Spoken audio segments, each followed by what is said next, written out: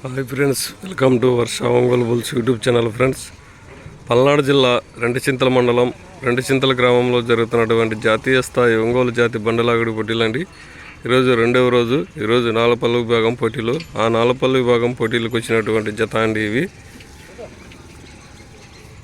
Kavya Nandi breeding bull centre, Nellore Ram Kotaiah garu, Kesanapalli గ్రామం, దాచేపల్లి మండలం, పల్నాడు జిల్లా వారి నాలపల్లి గిత్తలండి.